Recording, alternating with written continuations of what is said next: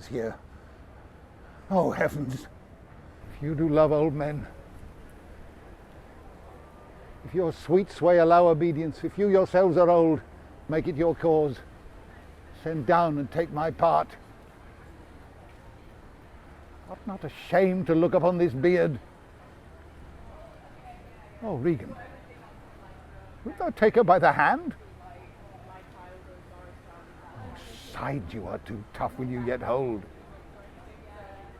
How came my man i' the stocks? You, did you? Return to her, and 50 men dismissed? No. Rather I abjure all roofs, and choose to wage against the enmity of the air, to be a comrade with the wolf and owl, necessity's sharp pinch. Return with her, why the hot-blooded France that dowerless took our youngest born. I could as well be brought to knee his throne and squire-like pension beg to keep base life afoot. Return with her. Persuade me rather to be slave unto this detested groom. I prithee, daughter, do not make me mad. I will not trouble thee, my child. Farewell. We'll no more meet, no more see one another.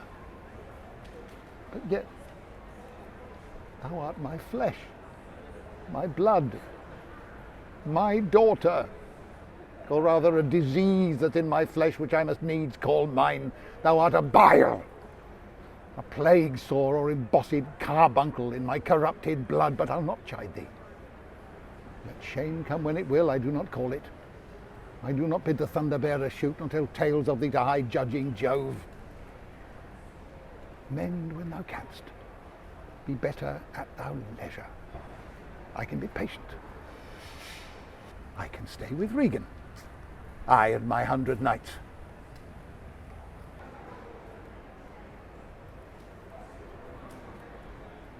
Is this well spoken?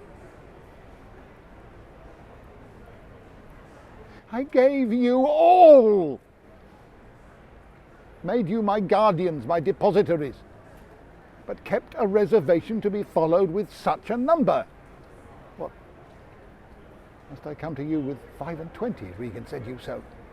Those wicked creatures yet do look well favoured when others are more wicked. Not being the worst stands in some rank of praise. I'll go with thee. Thy 50 yet doth double 25, and thou art twice her love. Oh, reason not the need.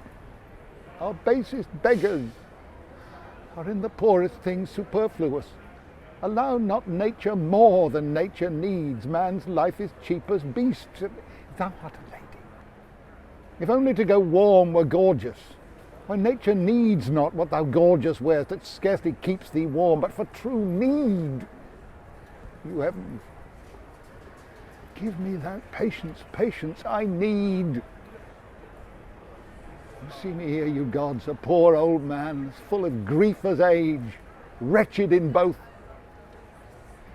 If it be you that stirs these daughters' hearts against their father, fool me not so much to bear it tamely, touch me with noble anger. Let not women's weapons, water drops, stain my man's cheeks. No, you unnatural hags! I will have such revenges on you both that all the world shall... I will do such things. What they are yet I know not, but they shall be the terrors of the earth. You think I'll weep? No, I'll not weep. I have full cause of weeping. This heart shall break into 100,000 flaws, or ere I'll weep. Oh, fool, I shall go mad.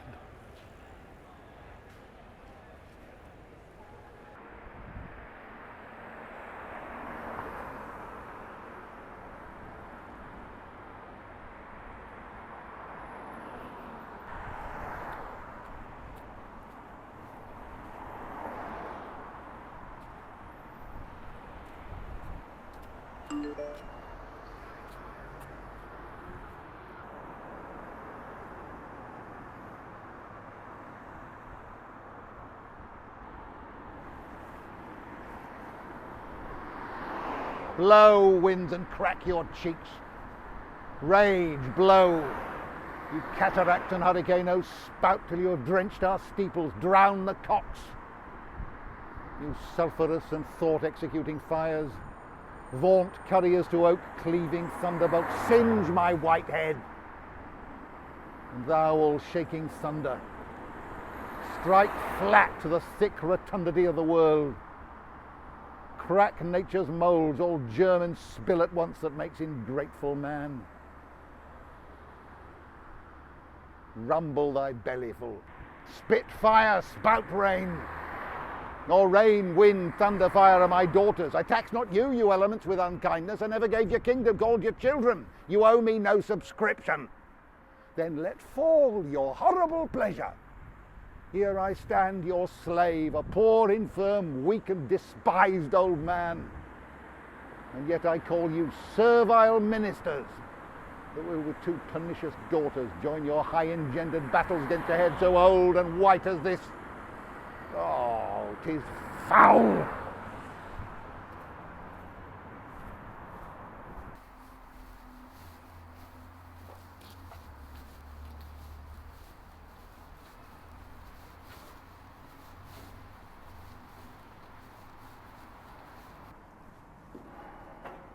No, I will be the pattern of all patience. I will say nothing.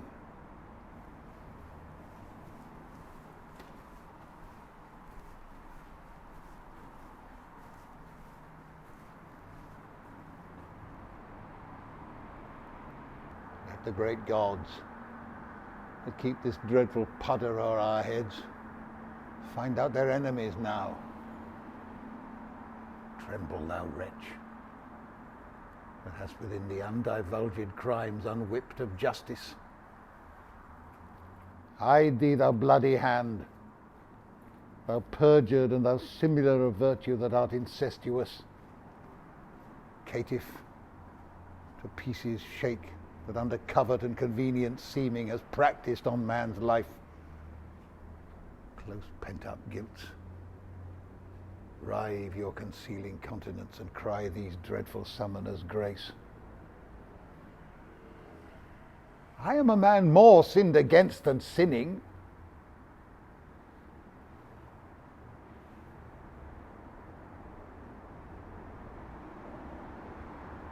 My wits begin to turn.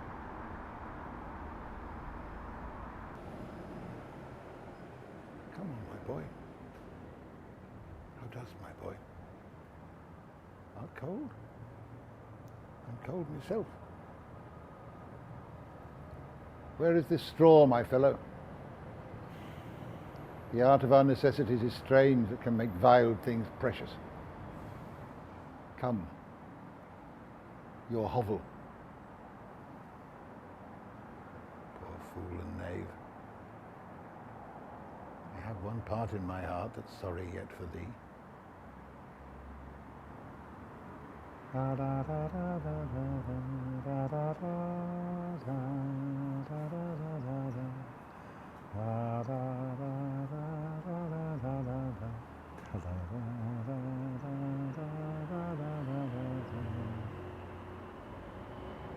True, boy.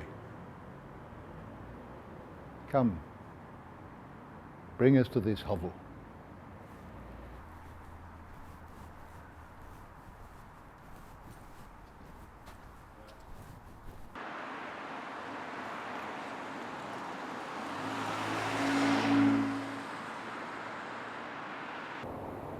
Let me alone. You'll break my heart. Thou think'st 'tis much that this contentious storm invades us to the skin so. 'Tis to thee. But where the greater malady is fixed, the lesser is scarce felt. Thou'd shun a bear, but if thy flight led toward the roaring sea, thou'dst meet the bear in the mouth. When the mind's free, the body is delicate. tempest in my mind. And from my senses take all feeling else save what beats their filial ingratitude. Is it not as this mouse would tear this hand for lifting food to it? But I will punish home. No, I will weep no more. In such a night to shut me out, pour on, I will endure. Such a night as this. Oh, Regan Goneril, your old kind father whose frank heart gave all. And that way madness lies. Let me shun that, no more of that. Prithee go in thyself, seek thine own ease. This tempest will not give me leave to ponder on things would hurt me more. I'll go in. In, boy, go first. Houseless poverty. Nay, get thee in. I'll pray and then I'll sleep.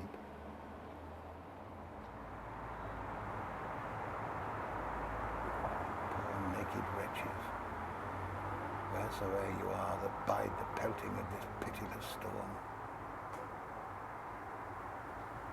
How shall your houseless heads and unfed sides, your looped and windowed raggedness defend you from seasons such as these?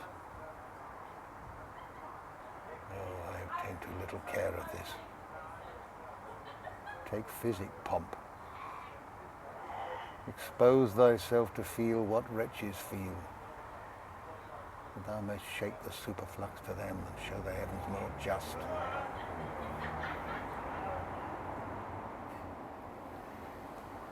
Didst thou give all to thy daughters, and art thou come to this?